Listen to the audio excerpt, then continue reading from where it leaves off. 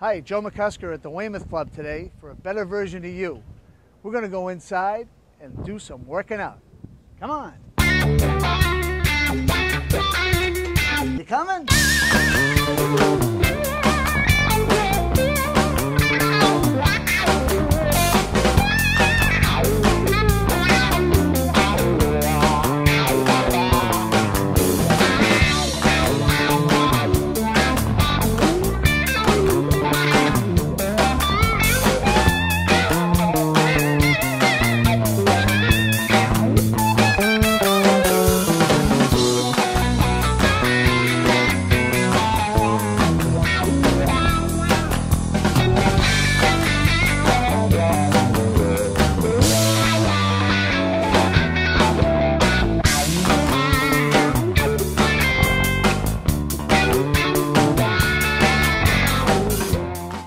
Hi, welcome back to a better version of you, and we have a guest fitness trainer today, or for this segment is Helen Long, and thank you, Helen, for joining us. Nice to be here.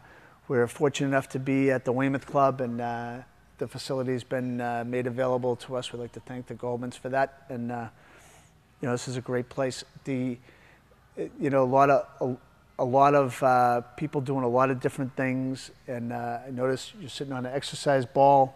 I'm in a regular chair. This is, if it was a recliner, that'd be the only other thing that'd make me more comfortable, right? I know, though, that there's benefits sitting on an exercise ball. I actually don't even own a chair. People come into my apartment and they're like, you don't have a desk chair. Do you want one? I can give you one. I'm much more comfortable sitting on the ball, and there are a lot of benefits. Right. So. Well, this is,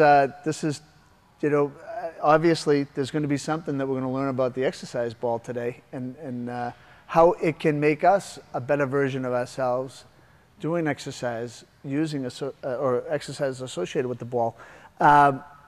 First, I'd just like to ask you a couple of questions. Sure. How you got involved in fitness, personal fitness, if you could go into that a little bit. Sure. Actually, I did a lot of different things. I was someone who wandered a little bit as far as my career went, finally settled on teaching, and I was living out in Colorado and teaching English, and through a series of events, I took a dare to do a triathlon, and I had quit smoking just a couple years before. I quit smoking right before I turned 30.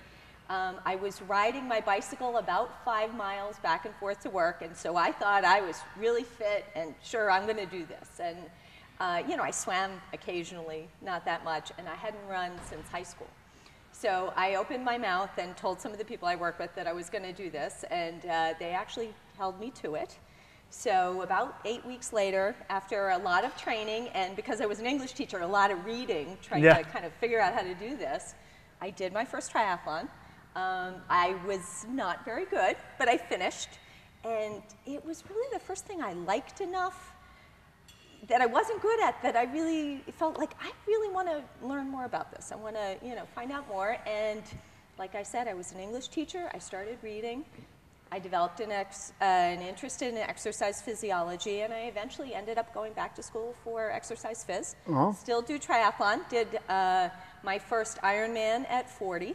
Wow. Hoping to do another one at 50 in a couple of years. Man. So, yeah, changed my life. That's a heck of a, that's a day's adventure. Yes, yes. In Hawaii? No, you actually have to qualify for Hawaii, and I'm 5 or 6 hours too slow. But I found one in Ohio, so it was flat. Yeah, there you go. In September, so not too hot. It took me about 14 and a half hours. God bless you. Which was... They kick you off the course at 17, so that was really my goal, to get in before they kick you off the course. And I had hoped maybe if I had a great day to break 14, but I was really happy with 14 and a half. That's an incredible, that's an incredible accomplishment. It's a lot of work. It's not something, I wait a few years before I even consider doing. Mostly I do short ones, and I've trained a lot of people to do short ones who, it's something they never considered, and they really enjoy it. So they're more predominant now, too, a shorter race. You're not going to have to run a marathon after you ride a bike for 120 miles after you swam for, absolutely is it 2 miles or 1 mile? 2.5, 2.5 mile swim? for the Ironman. But no, sprints are just doing any one of those single things doable. would be enough to cause me to I actually found it harder. I did a marathon, and I'm not good at running, and the whole thing was just hard. I enjoyed the Ironman more because at least you get to mix it up. Something different. But the short ones, no, they're very doable, and they're easier on your body than training for something like the marathon. You're talking a quarter to a half mile swim, 10 to 15 mile bike, 5K run, 3.1. So I've trained everybody from absolute beginners to pretty hardcore athletes to do them, and most people love it. That, you know, I'm glad you have that experience with that kind of range of people. The focus of this show really is to cover the wide audience. Yep. And to encourage people that haven't been exercising, maybe have had before but haven't been, or that haven't done it before, or people that are doing it that need a little jump start, or people that are doing it, they're proficient at it, they're in great shape, but there's little things that we can tweak to help out, or maybe give some more insights. So you have the exercise ball.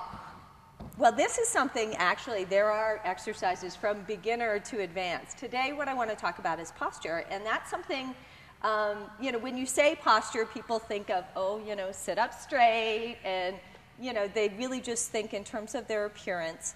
But posture actually can affect a lot of things, and everything from the way someone functions day to day to the way an athlete functions in his or her sport. A lot of injuries, everything from, you know, those who run a lot know about ITB. My brain is zing out, but it, you know. It runs alongside between the quad and the iliotibial band. Sorry, usually that's my favorite thing. But you know, ITB syndrome, that can actually be indirectly caused by tight hip flexors, which can be caused by sitting too much.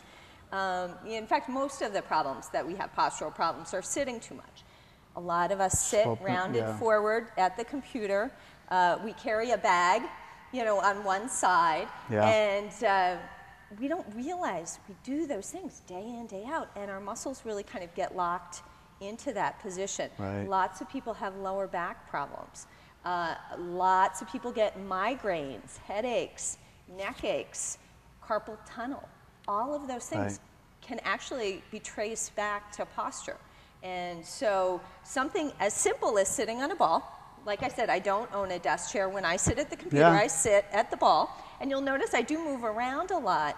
And that is, it's great for a couple of reasons. First of all, it keeps you more alert. And they've actually done studies with children where they had them sitting in school on balls, and they stayed much more alert during the day. So you're not going to be able to just kind of zone out. You can't just zone, and you can't slump. I'm actually turning working pretty hard into Jello. To slump. Yeah, this is fun. When you sit on the ball, you know, the tendency is to just stay a little more awake, alert, pay attention to what you're doing. You're also, if I'm going to turn just a little bit, it also tends to make you sit in proper posture with the natural curves of your back. If you don't sit up straight, if you hunch, all of a sudden it becomes really difficult to balance. And then the third thing that a lot of people don't think about is that little bit of movement actually is really good for the spine. You think about your vertebrae, those are actually a whole bunch of joints running all the way down your back. And in between each joint is a disc. And every time the joint moves, that helps pull fluid into the disc, helps cushion it. Some people, they never move. You know, they sit stuck in one position, and then they'll have one or two discs that move too much. They get some overuse injuries there. The ones at the bottom get very compacted. Something like just sitting at a ball, I'm doing a lot of gentle movement for my spine. So it's kind of keeping it oiled, if you will, keeping it lubricated.